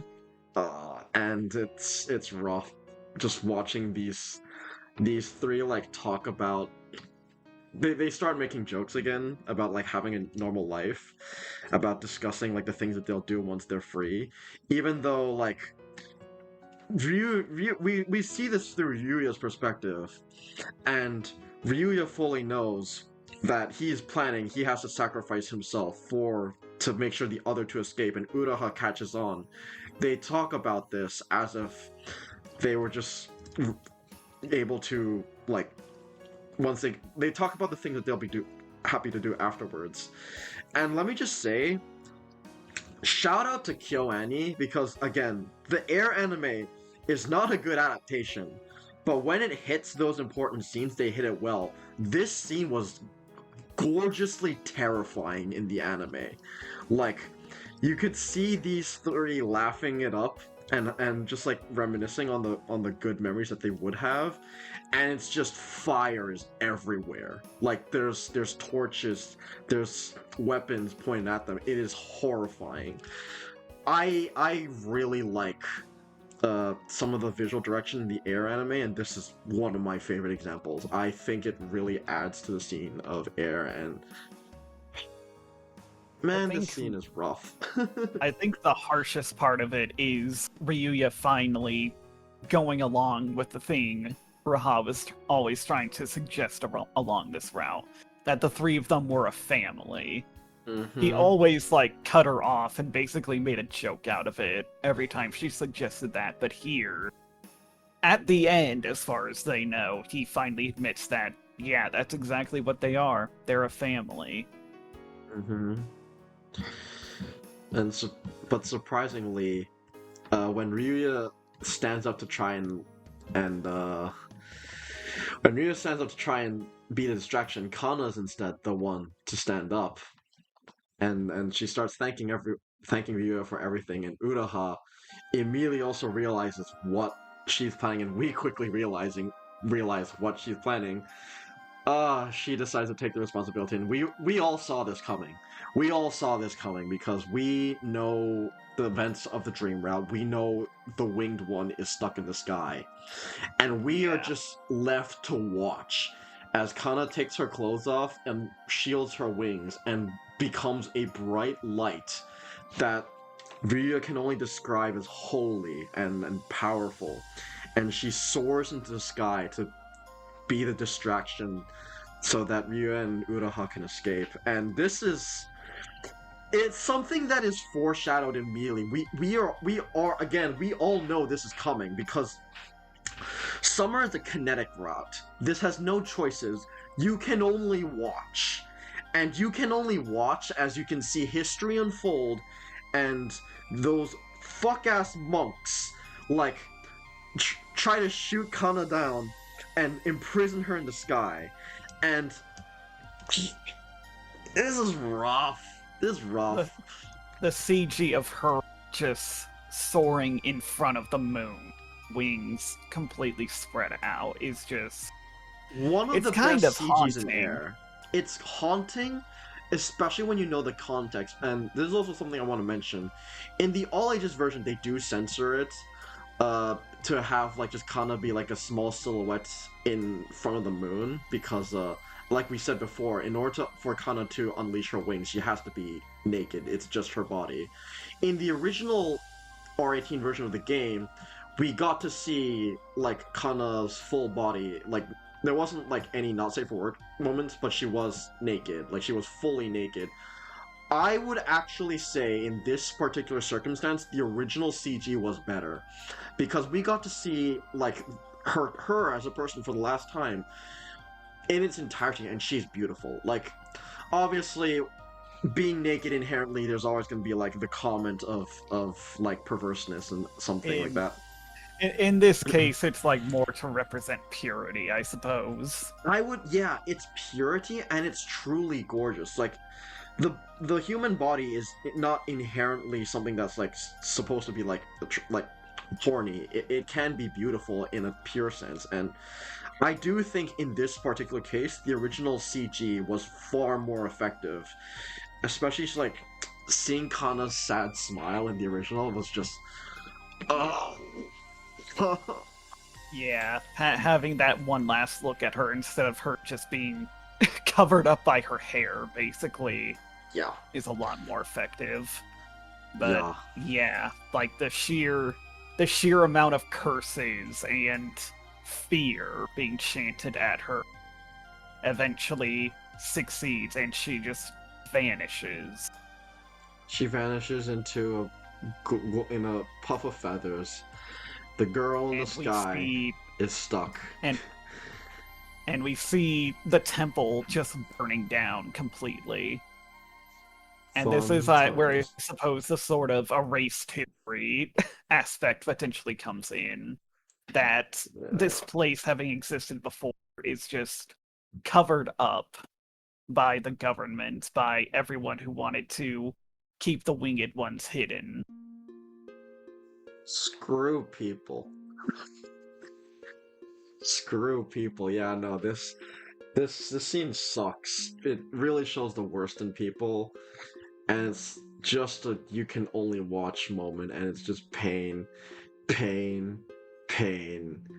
And next morning, like after the chaos dies down, and like how do you even feel? It's just depressing. Everyone's depressed. This is the saddest moment of the scene. But I'm moving ahead of myself. I forgot to mention what Sepp thought about the scene. Like this, in Sepp's words, this is the big payoff of the route. After, in the original version, kissing Ryu goodbye, Kana flies into the sky, and this is where the payoff of her being unable to fly is passed on. Kana has described herself as being unable to fly and unable to deliver the wishes of people. For now, in this one moment, she uses her first flight for the sake of those she cared for. and at least for Sep, it made him shed a tear. It is beautiful music. We got Moonchild playing once again, and it's just one of the most intense scenes with the soldiers trying to take her down. And Kana just flies higher and higher, but in the end, it doesn't. Like we said, she gets captured, and Ryuya's not happy about this, and he's ready to just unleash hell on everyone. He doesn't care anymore. He's lost his baby Kana, and he's not letting anyone out because of that. In the end, it's Raha who has to convince him to not just throw his life away, even when he threatens her in the process. Yeah. Like Ryu describes it, it is a death sentence. He is aware he failed his job and he is looking for death. And Uraha, the Giga woman she is, like just grips his sword with her two hands on the blade, and it's like, you were not doing this. Kana wanted you to live. It's one of the best CGs in the game and one of the most defining moments of Uraha. Like, I have not mentioned Uraha's, like, how awesome Uraha has been in this story. She has been such a, like, supporting character. She's been there from the beginning. She's cared for Kana, she's cared for Ryuya. She is kind, she's capable, and she has so much courage. Like, the fact that she's willing to grip Ryuya's sword on the blade, like, with her two hands unprotected, it just goes to show her resolve. She's a strong woman, and it does get through to Ryuya, thankfully. And we just get to see, like, the relief she has just causes her to start crying immediately behind the normal smile she always wears. God, I love Uraha. She's so the good. The one time she really just releases her emotions. Yeah, Uraha is hard to read because she's so often smiling, but this is the one time we can tell that her feelings are genuine, and it is so bittersweet. This route is rough. Like, as we're not even through it yet, but it only gets more and more painful.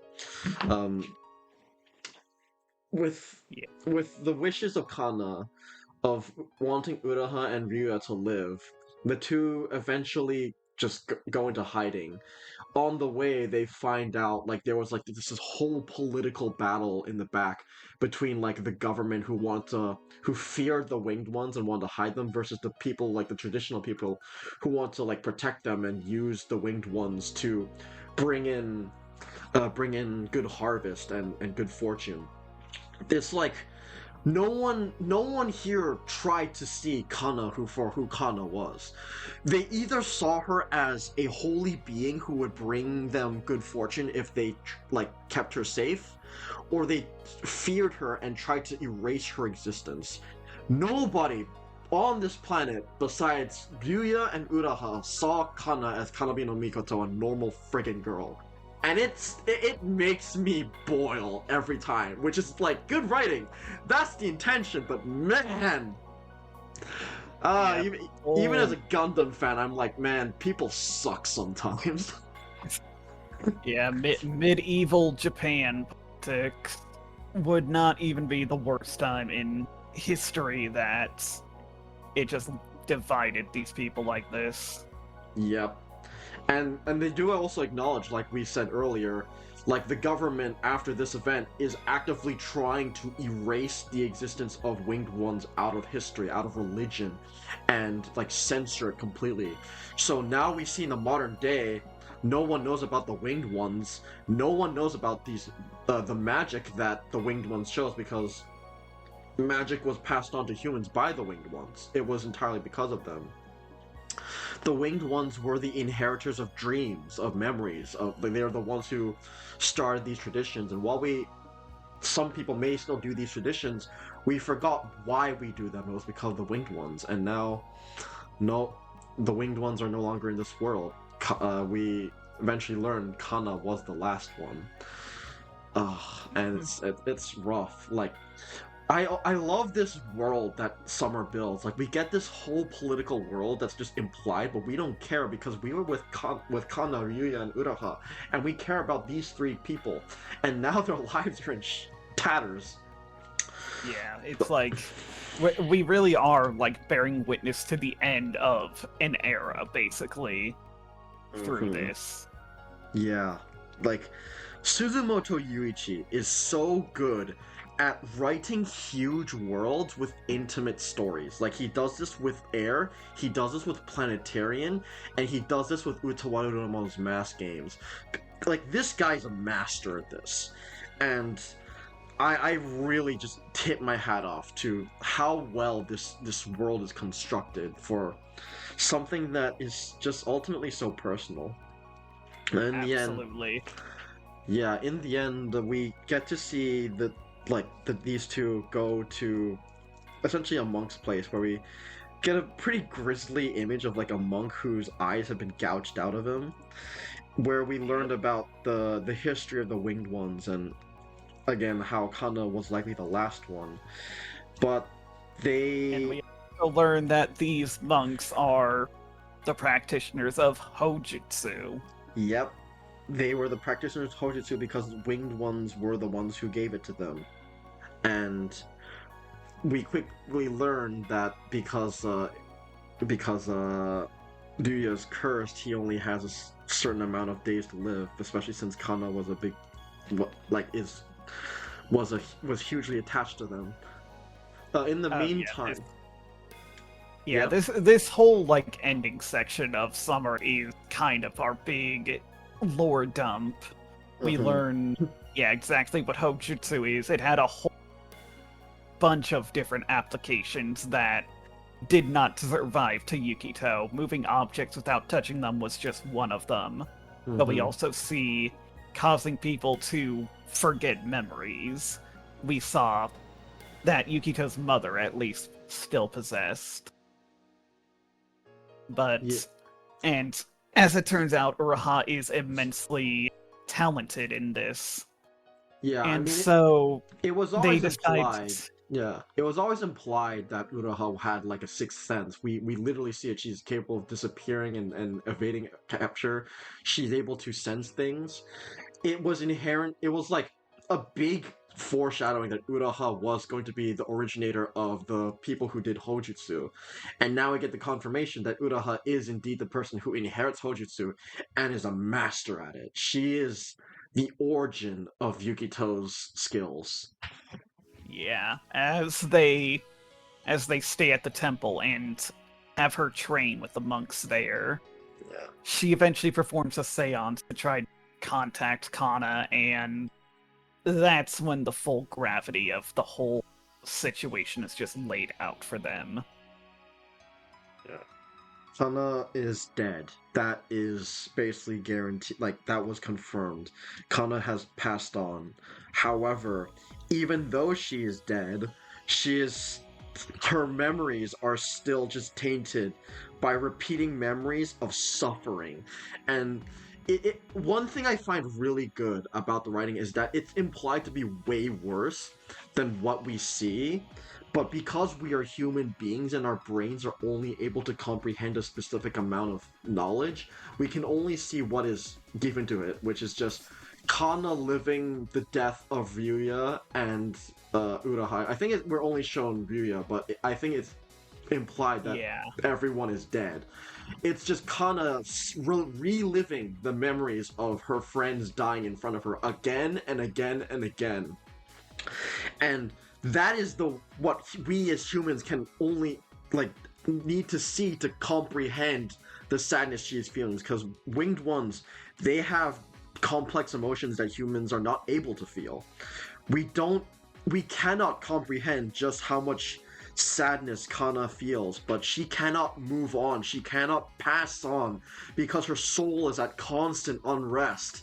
She's stuck in the sky, flying and experiencing horrible emotions and memories of sadness, which is why we get there was the whole there was the whole like line in the early game of please may it end in happy memories because Kana has been experiencing sadness as what we would later learn to be 1,000 years. Man, fuck those monks, man. What did she do to deserve this? That's like that is a fate worse than death. That is just suffering. Yeah, it's a fate that goes beyond death because, as Uraha details, set in a matter of centuries, Kana's soul would eventually enter the whole cycle of reincarnation that Buddhism has. She would just be born and reborn over and over. Any other. But because of just the impact of her experiences, the suffering, the misery, just the sadness of everything she and her people had gone in history, everyone she would reincarnate into was just cursed to have the affliction that we saw Misuzu with. Just literally a passed down, like a passed down sort of suffer for eternity. Yeah. That is fun. It's dude, fuck those monks. Like genuinely, what the hell? That was way too excessive. I don't care if you thought Kana was like a unholy beast or anything. That is inhumanly bad. Who's the real demon here, huh? Like these guys, dude. It's awful. It's a horrible situation, and I think this is exactly what they needed to convey to really give the weight of this whole conflict with Kana's soul and her reincarnations. Like, obviously, we have reason to care with knowing Misuzu and seeing how it affects. But seeing how it started, like, seeing how long it has gone, seeing it affect these characters we have gone attached to, that is what gives it so much weight. This is what I think gives us a genuine reason to want to see the whole cycle end. Yeah, fully agreed in that. And the shining detail at the end of all of that explanation is that Ryuya does not have much time left because, again, that curse that kills anyone who gets near a winged one or their reincarnations has started, and it's starting with him. That old wound on his back, that old wound, has been getting worse and worse, debilitating him. But it's just, as it turns out, it's not natural at all. And something very interesting, the wound on his back that is aggravated by this curse. Yukito mentioned that when the curse started affecting him, it manifested as a pain in his back that got worse and worse. Yeah. And yeah, I'll continue on with that, but yeah, essentially, if they have any hope to do anything to rescue Kana, it would just be to wait until the day she starts reincarnating and try to do something, anything for her. But obviously they do not have the time to see that. And so Uraha presents the solution: have children. This was a funny moment. This friggin' but if it just casually just mentions like we can have children, and he's like, what? Then he's like, what? Yeah, that. Yeah, I don't even know what to say, but it's an interesting moment. But I do appreciate that they do play it straight. Like there is an inherent sense of comedy with it. Like obviously, like this is a very sudden situation, but it is genuinely the best solution. And I'm so glad that they do play it as straight as they possibly can. And Uraha does offer herself like, I don't mind bearing your child. Not only like is this for Kana, but also when you die, I'm going to be lonely. I'm going to be alone. So I would appreciate you if you gave me a child to so that I would no longer be alone in this world, because that is fair. Like, Uraha basically just is lost her daughter, and now she's losing another extremely precious person in her life. Like, like, there's not like an inherent romance to those two. Like, if anything, the romance was between Ryuya and Kanna in the story. But I appreciate that they still have it. Like, they play it fully straight, they play it fully serious, and I think the impact is conveyed beautifully. I think this is a perfect answer to the reincarnating, uh, like the legacy. This is where it all started. This is where Yukito's existence ended up as. It all started from Uraha and Yuya having their children and having the traditions passed on generation to generation to save the reincarnation of Kana, their dear friend. And this is like when it all ties together. This is when Air was like, I'm locking in with how well written I am, because Jesus Christ.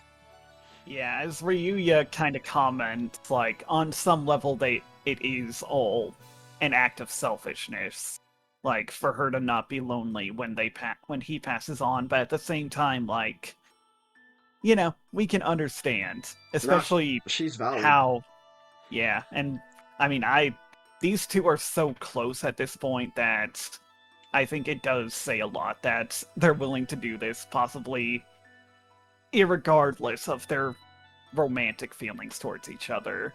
Like, these two are family. Yeah. And leaving her with a family is, you know, it's a great thing to do. Yeah. And we get they do the deed.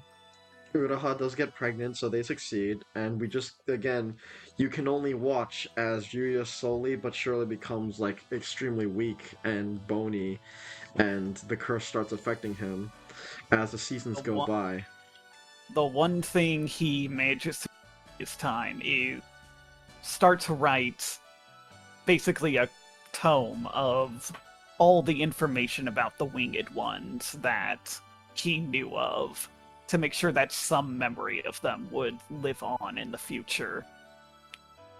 And remember, Minagi had a painting of a person with wings in her house that seemed to be directly connected to Kana in some way. It all links. The dream routes aren't pointless, guys. You have to read them. That's how you know that his efforts have succeeded in the end. Even if it's not common knowledge, he did manage to keep some memory of Kana alive. Bless him.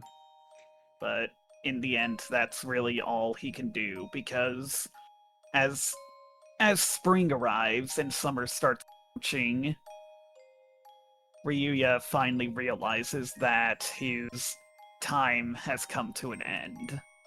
Yeah, and it's just the most heartbreaking crap of all time, dude. Just watching...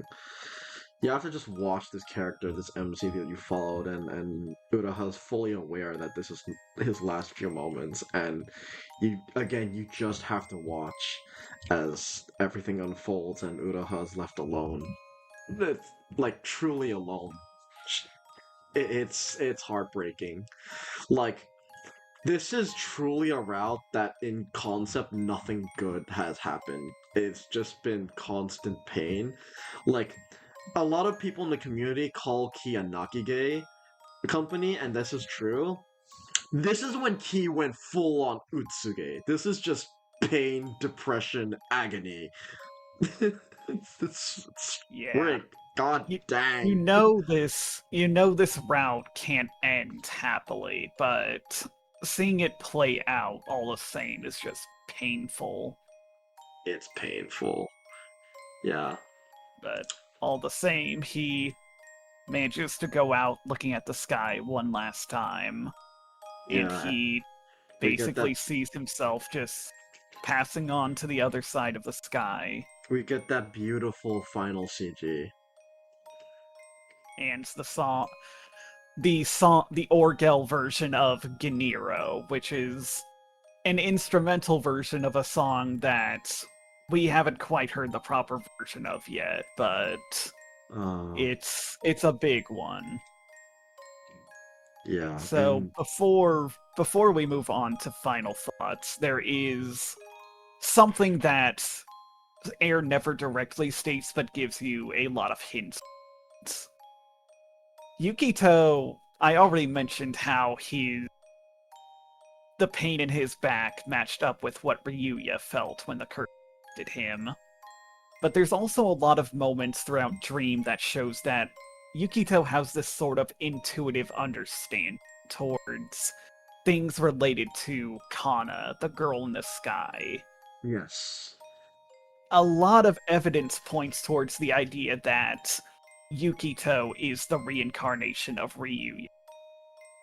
Yeah, and this is also something that the anime implies heavily. And it's given obviously there's a lot of meaning in that the reincarnation of Ryuya finally gets to try to put an end to this curse with Misuzu. But there's also links in the form of before he even passes on, Ryuya tells Raha that she doesn't have to, you know, be obligated by this duty that he's leaving behind her. She can forget about him and Kana, and neither of them would hold it against her. She could just she could just try to find her own happiness.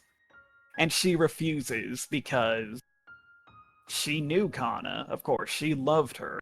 She wants to do this for her sake and Kana's. Mhm. And, of course, as we saw and discussed in Misuzu's route, Yukito, in the end, finally makes it to Misuzu because he got personally attached to her, because he befriended her. And when he understood the situation, he went back to her on his own will, for his own reasons. Yeah. It is very poetic, and it just goes to show, even though like Air was written by Maeda planned by Maeda for the most part, Suzumoto Yuichi did such an amazing job tying everything together. Like just in the summer out alone, it feels so perfect as like an answer to everything. Like something interesting is that this is from Sep's review again. Hojutsu, like the things that it's able to do, all of what it's able to do that is listed by Uraha has been shown in Dream. Obviously, we have moving things without touching them. That's Yukito. Making things people forget. That's what Yukito's mom did. But there's also healing sickness by touching people, which is what Yukito used on Kano. And there's summoning souls from the dead, which is what happened with Michiru. There's like a big theme about magic and not just like Hojutsu, but also the winged ones, because again, the winged ones are who passed on the Hojutsu to people. It's something that they're capable of. Magic exists in air, quite literally, and it is poetic how everything just ties up here. Like, this is such a tightly written route. It's hard to imagine that it's not directly done by Maeda. It just feels like it. I really cannot understand how impressed I am with Suzumoto Yuichi, and the fact that this is his first route really shows like this is a really talented writer who's able to work with people, who's able to communicate and make powerful stories. Like, uh there's Not necessarily his first contribution to the ends, but his first to key. yeah, first a key, and it's like there's a lot. Like there's Sepp also mentioned something regarding Kana's condition, is that he says that it's too big to cover in the paragraph, but there's multiple things regarding Kana's conditions. There's a sealing spell, which is what sealed her in the sky. There's her mind being broken, which is the curse that made her repeat those dreams. There's Yao Bikini's curse from her mom, which when she inherited her memories and dreams, which causes people close to her to suffer. And there's the whole thing about the winged ones inheriting the dreams of people. By inheriting all of her ancestors' memories, she can't pass it down to another, so she is the person who has to basically deal with all of it. And for Kana to be cured, all 4 of those issues has to be fixed, and that's a It's the culmination of the idea of just, a passed down misery, basically. And in a way, that's exactly what the journey that Yukito's whole bloodline went through. They just, through fate, they would all encounter the reincarnation of Kana, and, suffer from not being able to save her and put their hopes on the next one who was born. Yeah. Like, they really were not so different. And I think it means a lot that in the end, the way that this journey starts and the way that it ends come from 2 people doing it entirely for their own reasons. See, because the person, Kana and her reincarnation, Misuzu, they get invested because they see them as normal people they care about before anything else. Yeah. God, what even do I have to say left at this point? Like, I think Summer is about as perfect as you can get for what it is. Like, it is the first true out of Key, and boy did they start off with a banger. They have such an insane, just like they introduce so many things. They answer so many questions. The scope is massive, and yet it still feels like Key. It's personal. It's well done. This is peak. This is just like this is the power of Key and their true routes. They nail true routes, and Summer is like just one of many examples. I love this route. Yeah, absolutely. I mean, sounds like we're getting to final thoughts then. Yeah, basically. Like, I think I'll go first with my final thoughts. For me, Summer is a 9, but like an extremely high 9, like I said. Like, the only reason it's not a 10 is because this isn't the peak of Air. Believe it or not, this is not the peak, but it's damn close. And I've pretty much talked at length about everything I love about Summer. It is such a good short story unto itself. You could literally tell this story in itself and it would work. It's engrossing in its own right. The people, the characters, they only have this one route to shine, and yet they shine so brightly, so importantly. It is so good. I love this route. This is like, Air has always been good until then.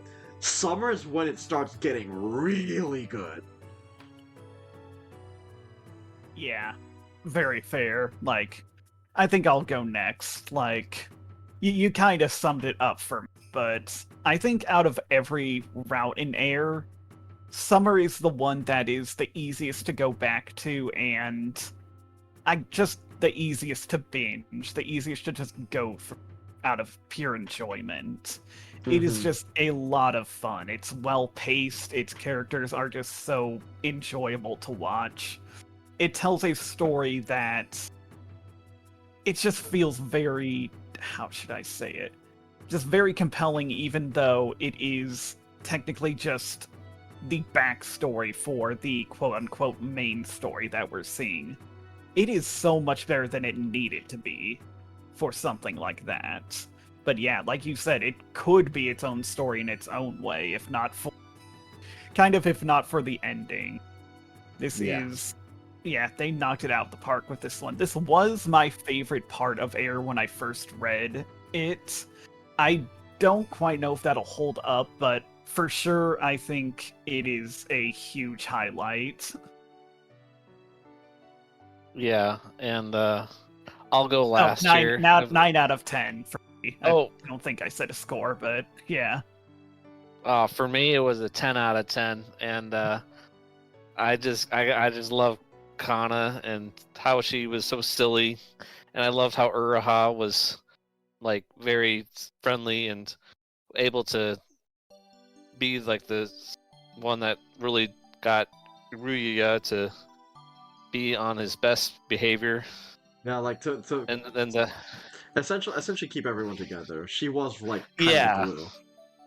Yeah, Oh, yeah, for I might sure. I might have actually said like 10 out of 10 when I first read this route. It's like it's not that I like it less on a second read, it's more just like I kind of have my head like on a bit straighter, but it is for sure just a very very enjoyable thing. Yeah, I'm very comforted by it, and I love the rain sounds during the Got the During- atmosphere. yeah, the atmosphere. Yeah, it was lovely.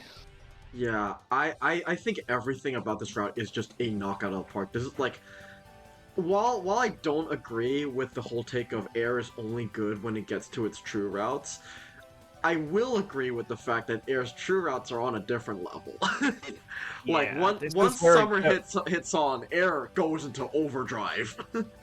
It goes from good to something very distinct and special. Full agreement there. Like, summer is truly just such a good route. I'm so happy I got to reread this. But yeah, is there anything else we want to share? I think that's I'm about it for good. me. Yeah. All right.